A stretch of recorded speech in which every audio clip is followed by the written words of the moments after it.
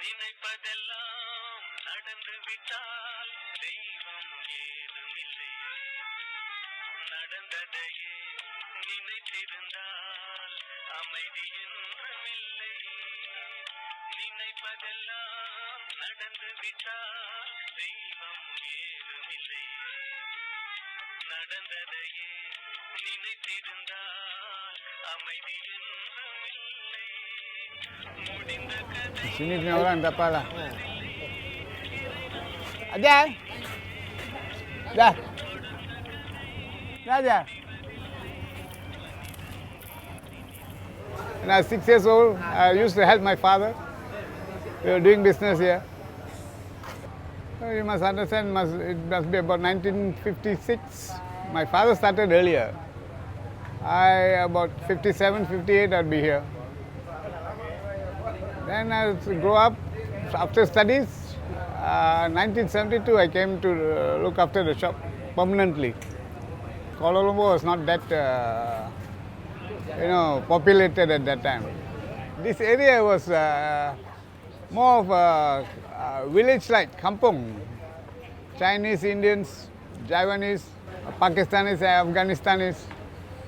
That area was not a good area. It was more like a red light area. Only lately, about 20-30 years ago, buildings came up. Then we started having Maidin, banks, and more people seem to be coming around. We had this type of shops, bookshops. Then you had Robinson, Globe Silk Store, tailors and all that. Even here, they had tailors around. They are all no more here. Because now you can get ready-made goods. And most of the tailors have gone out. So it was very nice during that time, during our time.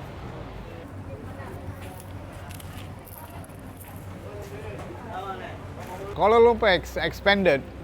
So most of them have gone away, Mostly about Gombak, Petaling Jaya, Subang Jaya, Shah Alam. Now we are staying in Gombak. Then we'll be moving over to Batang Kali. Then my children will be working. That's it. That's how life will go.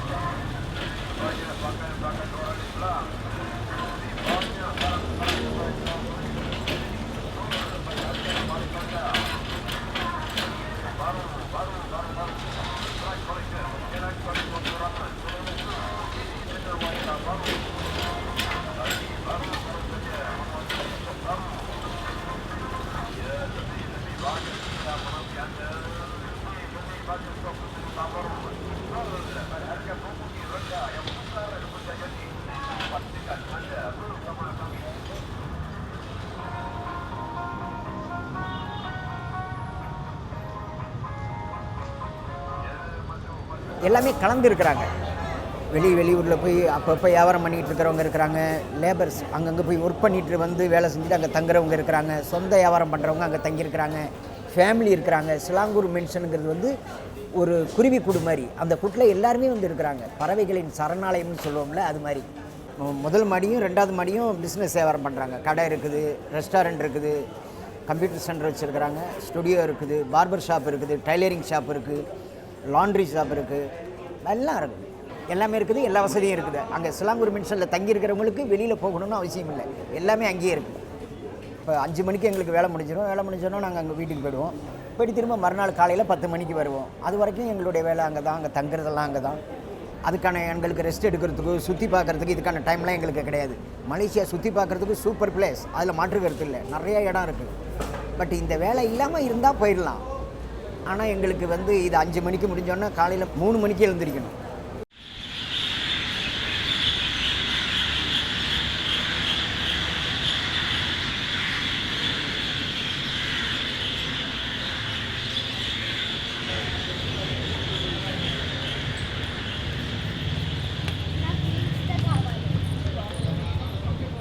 We happened to be staying at first floor because my father had an art gallery and an art studio there.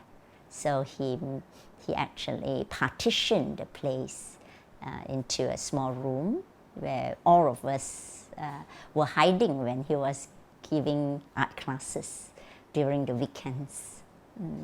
I think my father was afraid that we might disturb the classes, but of course he didn't really say forbid us from going out from that room. So occasionally we run around and then we look at how classes were conducted, reproductions cut out from newspaper and magazines.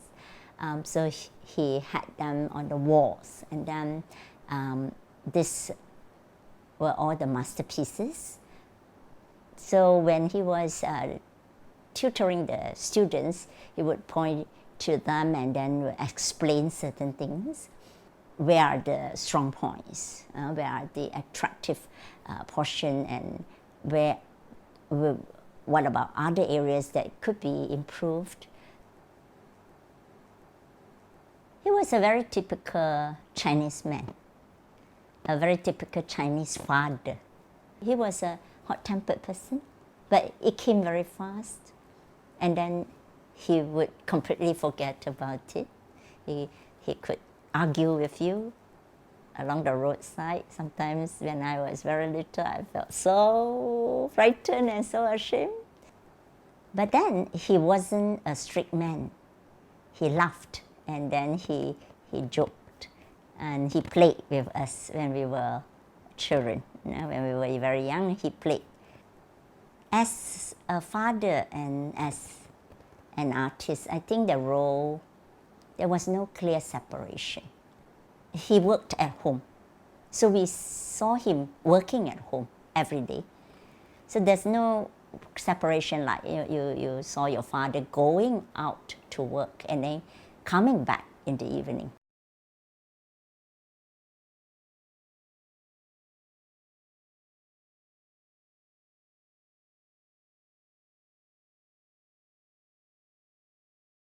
Just for myself, I think I'm thankful because he sort of brightened my life with color.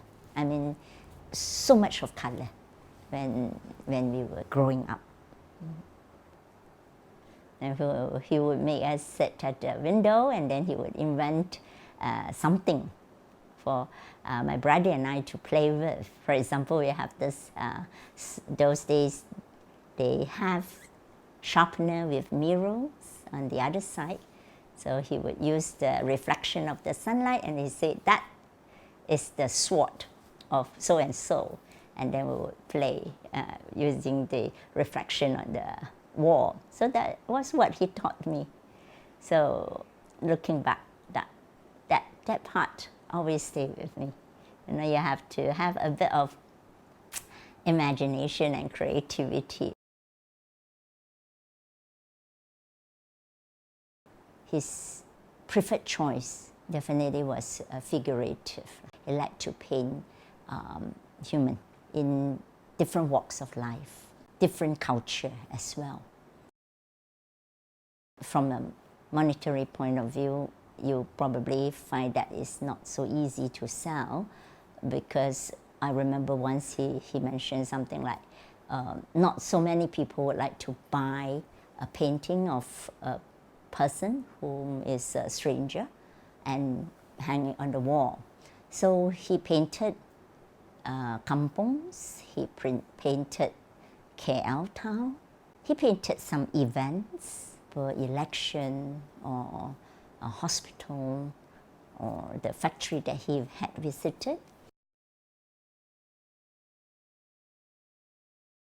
When he passed away, I think I quickly sort of packaged everything and then buried it, because life had to go on. The whole thing about art, having a leisure time, sitting, looking at paintings, feeling the color and appreciating, you know, the sort of delicate texture of the color, those were too luxury. So you have to sort of face the reality.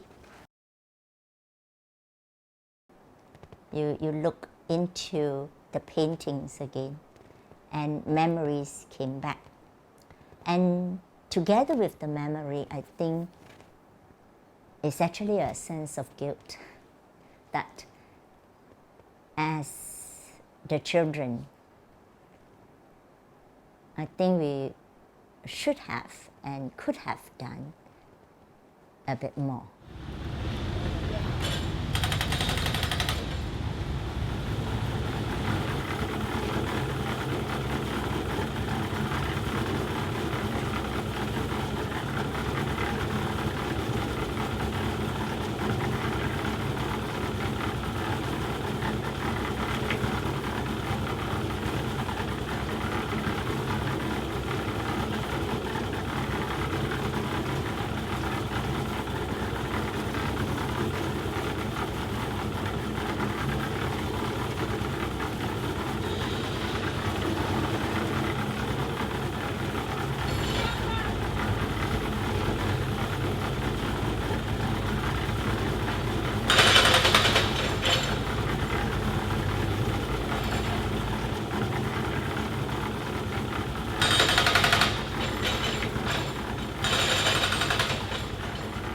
One house they have bilik number 1 A, we call it A room.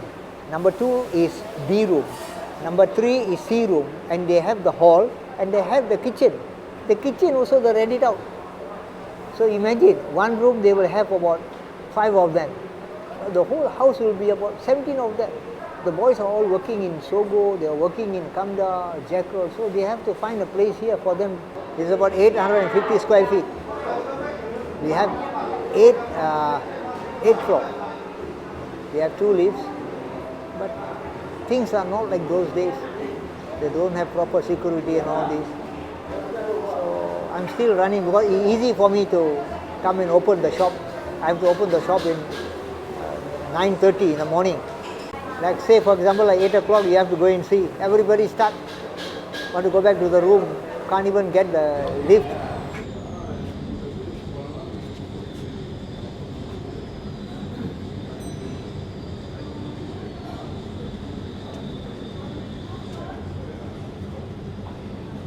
We have the first floor, second floor, third floor is very valuable because that is the area where everybody are using it for shop or using it as a store to bring down the goods or send back.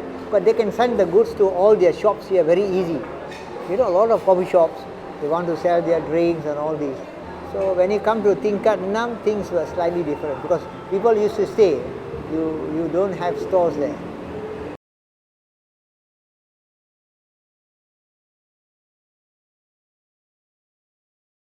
Those days were a lot of high tailors. All the top tailors had gone out because the high class doesn't go there, because if you are a good tailor, the high tailors, how the professionals, how they go and see. They see the place already filled with all the foreigners. So our friend's business had dropped. So when I asked them, they say, dulu banyak bagus, sekarang sudah jadi lain lah uncle, susah. Kita orang mau niaga pun susah. So kita terpaksa kena keluar lah.